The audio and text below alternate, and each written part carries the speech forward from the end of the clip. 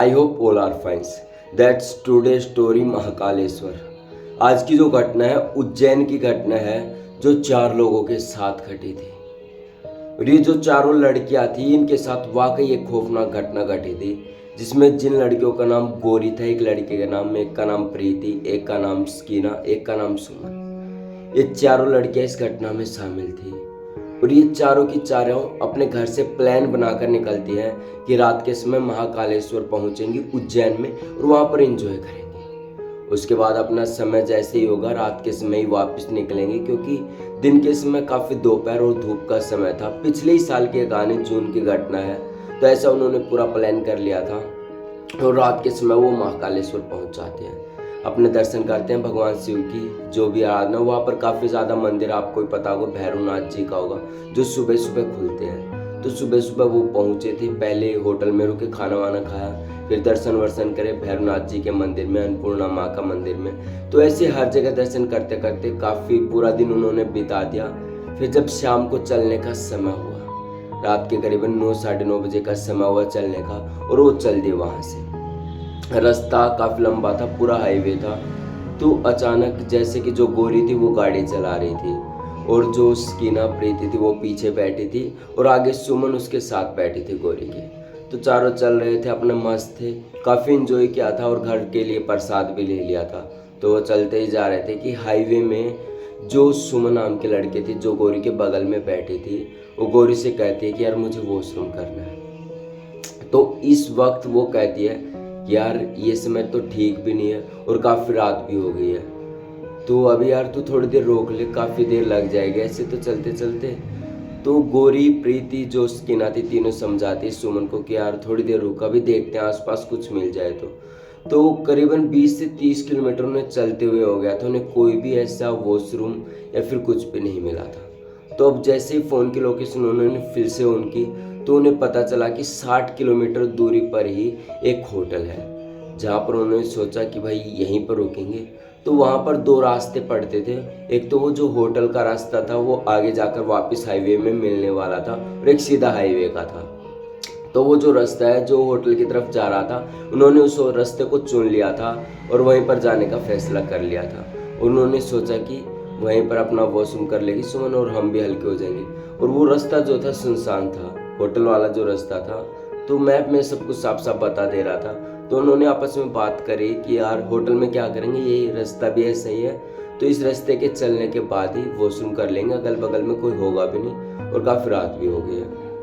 तो ऐसा ही प्लान बनाते हैं, चारों उस रास्ते से चल पड़ते हैं। 10 किलोमीटर चलने के बाद वो रास्ता बिल्कुल सुनसान सा था, चारों नीचे उतरते हैं और वॉशरूम के लिए चले जाते हैं, जिससे सभी लोग सोचते हैं कि भाई हम भी हल्के हो जाएंगे। तो चारों वॉशरूम करने चले जाते हैं और हल्के होकर वापस गाड़ी में बैठ जाते हैं और गाड़ी चलाने लगते हैं।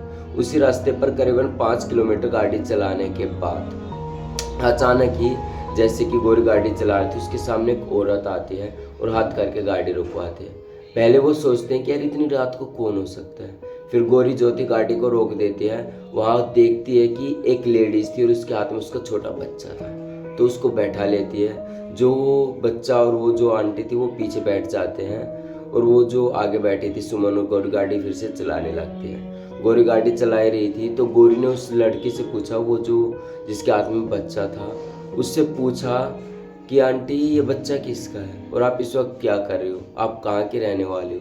ये 2-3 बातें उससे पूछी, लेकिन आंटी जो भी वो लड़की थी उसने कुछ भी जवाब नहीं दिया, वो बस चुपचाप बैठी रही और गाड़ी चलाती रही गोरी। फिर ऐसे ही थोड़ी देर चलने के बाद 7 से 8 किलोमीटर गुजर जाने के बाद गोरी के सामने एक डेड बॉडी मिलती है, जो कि एक औरत थी। उसका जो मुंह था वो ढका हुआ था, उसका जो पेट की आंतें थी सारी बाहर निकली हुई थी, और खून एक तरफ से बह रहा था ऐसे कंटिन्यू सड़क के आगे। तो गोरी और जो बाकी सारी लड़कियां थी, स्कीना, प्रीति, सुमन, चारों उतरती हैं और उस लाश को देखने के लिए जाती है। सुमन जो थी अपने फ़ोन की टॉर्च ऑन कर लेती है और उस लाश को देखने लगती है। वो देखती है कि काफ़ी बुरी तरह से खून था, ऐसा लग रहा था उस लेडी को बुरी तरह से कुचला गया हो। और ऐसे चलते चलते वो आगे देखने लगती है, तो आगे एक बच्चे की भी डेड बॉडी पड़ी हुई थी, जो कि बुरी तरह से खूनम खून हो चुकी थी। तो ये सब देखकर सुमन जो थी वो तो बेहोश हो जाती है, और तभी जो वो थी गोरी, वो देखती है कि यार गाड़ी में देखती है, क्योंकि उस गाड़ी में भी एक बच्चा और एक औरत ही थी जो कि, तो गोरी पीछे देखती है तो उनकी गाड़ी में कोई भी बच्चा कोई भी औरत नहीं थी। ये देखकर गोरी शौक हो जाती है और प्रीति और स्कीना में से स्कीना जो थी वो भी वहीं पर बेहोश हो जाती है। जैसे वो बेहोश हो जाते हैं तो प्रीति जैसे तैसे करके उनको बेहोश जो हुई थी उनको जैसे तैसे करके गाड़ी में डालते हैं और वहाँ से तुरंत गाड़ी भगाने लगते हैं। जैसे तैसे उस गाड़ी को भगाते हैं और वहाँ से निकल पड़ते हैं।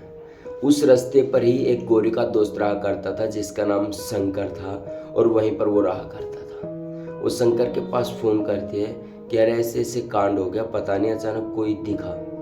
तो उसका जो दोस्त है वो गोरी को बताता है कि आज से करीबन 6 महीने पहले ऐसे एक विधवा औरत थी जो अपने बच्चे को लेकर इस रास्ते से गुजर रही थी और तभी एक ट्रक ड्राइवर पीछे आता है, उसका पूरा फ़ायदा उठाता है, उस औरत का बलात्कार कर देता है और बाद में उन्हें कुचलकर ट्रक से मार देता है। ये जब सारी बातें गोरी ने सुनी तो उसने अपने सारे दोस्तों को बताई कि भाई ऐसा ऐसा कांड यहाँ पर हुआ है और ये जगह सेफ नहीं है। तो जैसे गोरी ने बताया और उसके दोस्त ने एक और बात बताई कि जो भी ऐसे कोई भी लाश की मदद करने के लिए आता है तो वो जो छलावा है उस लेडी का और उस लड़के का कोई भी उसे नुकसान नहीं पहुंचाता, और बाकी जो भी कोई भागता है इसे देख के तो उसके पीछे पीछे चल के उसकी गाड़ी का एक्सीडेंट करवा देती है और उसे मरवा देती है। तो एक तरफ से गोरी शांत थी क्योंकि उसने भागने की तो कोशिश की ही नहीं थी, बचाने की कोशिश की थी। तो उसने अपने दोस्तों को भी ये सारी बातें बताई जो उसके 3 दोस्त गाड़ी में बैठे थे। तो ये एक प्रकार से एक छलावा था जो उस औरत का और उसके बच्चे का था।